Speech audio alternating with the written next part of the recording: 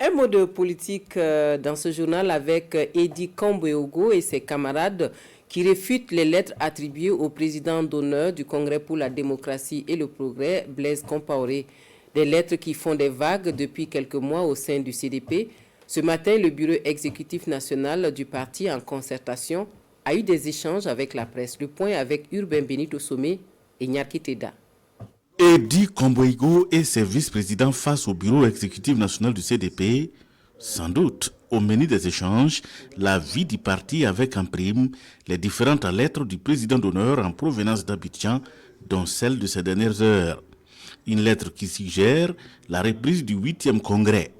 Même si l'on voulait l'unité du parti, on aurait peut-être souhaité qu'un congrès extraordinaire, un 9e congrès, puisse se tenir et que l'on ouvre le bureau exécutif national pour recevoir ceux qui avaient été fâchés et qui viennent s'amender pour les reprendre afin que nous renforcions davantage le parti. Malheureusement, il reparle du 8e congrès, nous n'entendons pas revenir sur le passé. Nous avons été confortés par le bureau exécutif national, encouragés par le bureau exécutif national, et nous comptons poursuivre la lutte jusqu'à la victoire finale de notre parti. Toujours dans la même lancée, le bureau exécutif national du CDP s'étonne de la présence d'un vice-président par intérim et fait des propositions à soumettre au bureau politique national qui avisera.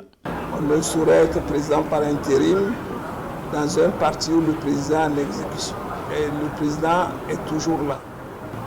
Et le bureau exécutif national a fait des propositions que nous allons soumettre au bureau politique national qui doit prendre les décisions. Du reste, une mission s'est rendue à Abidjan et a eu des échanges directs tête à tête avec le président d'honneur, Blaise Compaoré, insiste Edi Kamboyogo. À cette réunion, le bureau fait également un point sur la question du récépissé du parti non encore obtenu. Des recommandations sont faites dans ce sens et seront également soumises à la rencontre du bureau politique national prévue samedi prochain à Ouagadougou.